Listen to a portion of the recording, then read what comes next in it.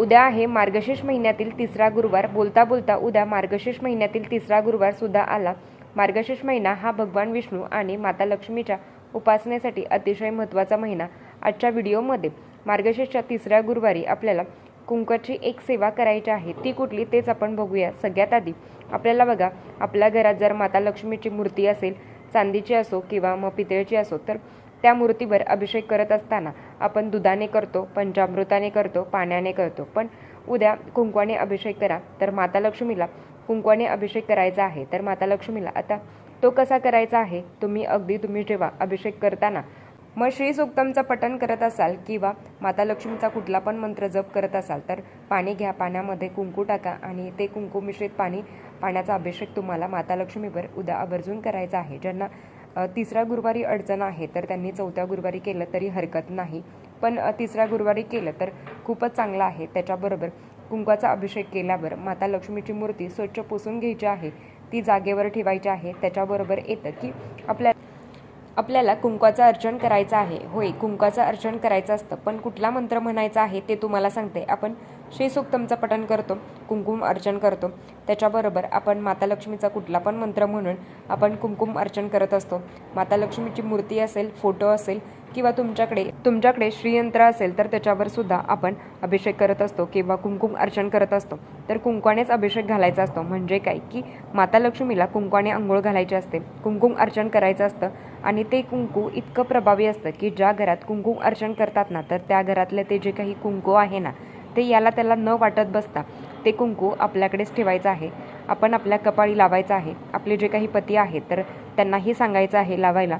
आणि मुलगा मुलगी असेल तर तिलाही सांगायचं आहे. कुठल्याही शुभ कामासाठी जरी तुम्ही जात असाल, तर कुठल्या महत्त्वाच्या काम करण्यासाठी जरी तुम्ही जात असाल, तर ते कुंकू आवर्जून घेऊन जा. आणि ते जे काही कुंकू आहे ना, तर ते तुम्ही स्वतःच्या कपाळी आवर्जून लावावं आणि स्वतः घेऊन जाऊ शकता, कारण त्याची ताकद वाढते. आणि एक कुंकू तुम्ही वारंवार वापरू शकता. आता तुम्हाला काय करायचं आहे, माता लक्ष्मीच्या चरणांपासून ते मस्तकापर्यंत तुम्हाला कुंकुम अर्चन करत जायचं.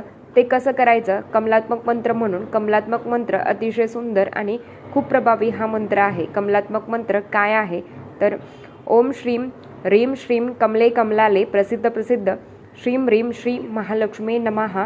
तर या मंत्राचा तुम्ही मंत्रजप करायचा आहे आणि कुंकवाने तुम्हाला अर्चन करायचं आहे. आता बघा, नमो नमः म्हणताना आपण अर्चन करतो. ओम श्रीम ह्रीम श्रीम कमले कमलाले प्रसिद्ध श्रीम ह्रीम श्री महालक्ष्मी नमः.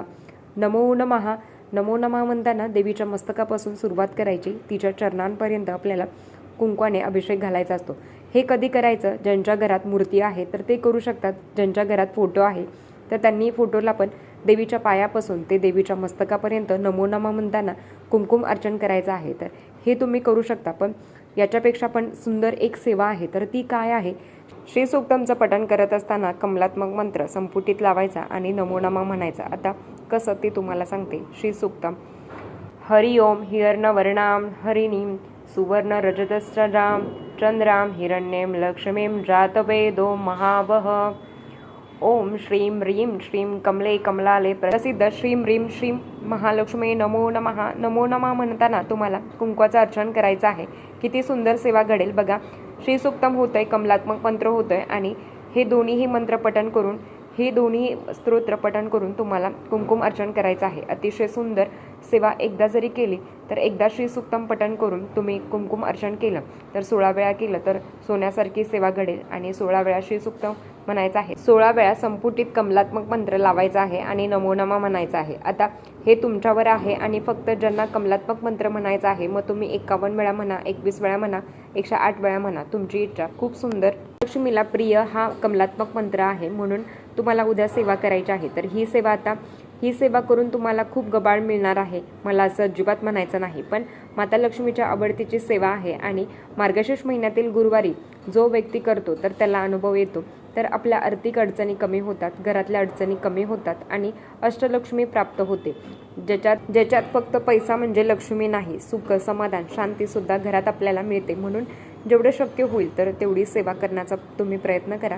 दुसरं, संध्याकाळी आपण देवीची आरती करतो. भले तुम्ही सकाळी मांडणी करा, संध्याकाळी आपण देवीची आरती करत असतो. तर देवीची आरती केल्यावर 2 कापूर घ्या, 2 लवंग घ्या, देवीसमोर बसा, मन शांत ठेवा. कापूर आणि लवंग एकत्रित जाळायचे आहे आणि काही नाही. ओम श्री महालक्ष्मी नमः. जोपर्यंत तो कापूर शांत होत नाही, शांत होणं म्हणजे काय की जोपर्यंत तो कापूर विझत नाही, शांत होत नाही, तर त्याचा जो काही जाळ आहे तर तो थांबत नाही, तोपर्यंत एका जागेवर बसून तुम्हाला हे सगळं पठण करायचं आहे. आणि मग जी काही लवंग उरलेली असणार आहे तर त्याचं काय करावं, तर ते तुम्ही निर्मल्यात ज्या पद्धतीने आपण देवीची उत्तरपूजा करतो तर सगळं फूल पान आपण निर्मला टाकतो, तर त्याच पद्धतीने हे तुम्हाला उचलायचं आहे आणि डायरेक्ट निर्मला टाकायचं आहे. खूप सुंदर सेवा आहे, तुम्ही हे करा. माता लक्ष्मीला लवंग का बरं वापरतात, तर बघा लवंग ही सकारात्मकता प्रदान करते, लवंग ही ऊर्जा प्रदान करते. जर सायंटिफिकल बघायला गेलं तर लवंग खाल्ल्यावर खोकला जातो आणि आपल्या शरीरासाठी लवंग ही तेवढीच महत्त्वाची आहे. आणि माता लक्ष्मीला ती प्रिय आहे. घरातली जी काही नकारात्मकता आहे तर ती कमी होते जेव्हा लवंग जाळली जाते. म्हणून कापूरसोबत लवंग जाळायची पद्धत आहे. कापूर ज्याला आपण कर्पूर म्हणतो, तर कापूर ही तेवढाच महत्त्वाचा आहे. कारण या पद्धतीने कापूर आणि लवंग जर आपण आपल्या घरात जाळली तर नक्कीच एक सकारात्मकता ऊर्जा निर्माण होते आणि येते. आणि नक्कीच ही सेवा करावी. आणि हे जळत असताना माता लक्ष्मीचा अगदी ओम श्री नमः किंवा ओम श्री महालक्ष्मी नमः जो मंत्र तुम्हाला येतो तर तो तुम्ही पठण करू शकता. उद्या तिसरा गुरुवार असल्यामुळे आपण अगदी 2 गुरुवार सेवा नाही झाली तरी आवर्जून तिसऱ्या गुरुवारी सेवा करावी, पूजा मांडणी करावी. त्याच्याबरोबर महालक्ष्मी अष्टकमचं पठण करायला विसरू नका. 16 वेळा महालक्ष्मी अष्टकमचं पठण करावं आणि फलश्रुती घ्यावी. महालक्ष्मी अष्टकम अतिशय सुंदर सेवा. जेवढं शक्य होईल तेवढं उद्या माता लक्ष्मीची सेवा करण्याचा प्रयत्न करा. त्याच्याबरोबर भगवान विष्णूंची सुद्धा सेवा करायची असते.